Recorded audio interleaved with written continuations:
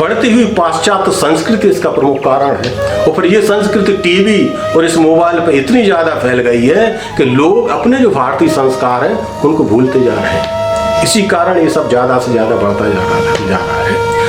और जबकि सांस्कृतिक धरोहर को अगर अपनाया जाए तो ये चीज़ें कम होने लगती हैं। ये व्यक्ति के गुणों की जो है ह्रास हो रहा है। मनुष्य के अंदर गुण होते हैं, गुणों का ह्रास हो रहा है और अवगुणों का विकास हो रहा है। जबकि हमारे आर्टोल में जो कोर्स कराए जाते हैं उनके द्वारा व्यक्ति के अवगुणों को रूपी जो मैल है उसको समाप्त कर दिया जाता है। वो जो साधना की जाती है, सांस और ब्रीदिंग की जाती है, हम जो साधना करते हैं उस साधना के द्वारा मनुष्य का आत्मिक विकास होता है। जब आत्मिक विकास होता है तो मन का विकास क्षीण होने लगता।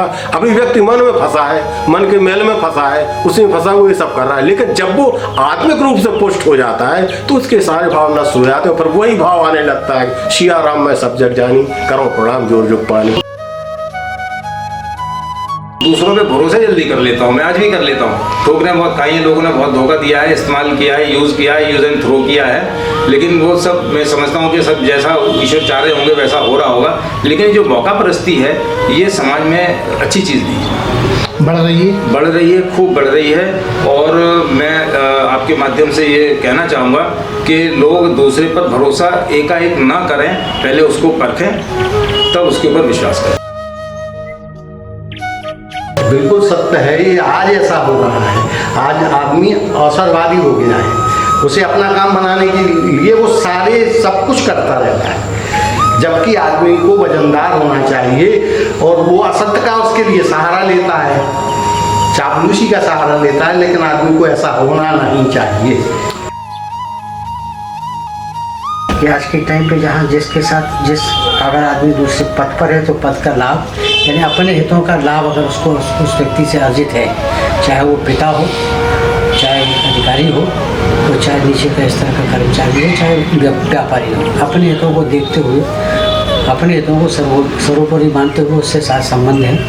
इवन जो है आज की तारीख पे हम लोग देख रहे हैं पेरेंट्स के साथ भी संबंध खत्म हो रहे हैं। अगर एक पिता अपने जिंदा टाइम पे अगर एक वसीयत ले जाए तो दूसरे लड़के कंधा लगाने को तैयार नहीं है। और नैतिक तौर पे ये परंपरा जो है आज की तारीख में इतना स्वार्थ परायणता हो गई है कि हम लोग खुद परेशान हैं। श्रीवास्तव जी, क्या आपको लगता है कि ये जो चलन शुरू हुआ है ये समाज के लिए नैतिक रूप से बहुत घातक है? नैतिक रूप से बहुत ज़रूरत से ज़्यादा घातक है, क्योंकि न तो पिता पुत्र को समझ रहा है, ना भाई बहन को। बहन के दौरे की कीमत तक जो है सोशल स्टेटस से, अगर बहन अच्छे परिवार में है, हाई स्टेटस पे, तो उसके परिवार में उसके भाई की वक़्त नहीं अगर डाउन स्टेटस का है। और अगर बहन डाउन परिवार में है तो वो राखी की डोरी की कीमत उसका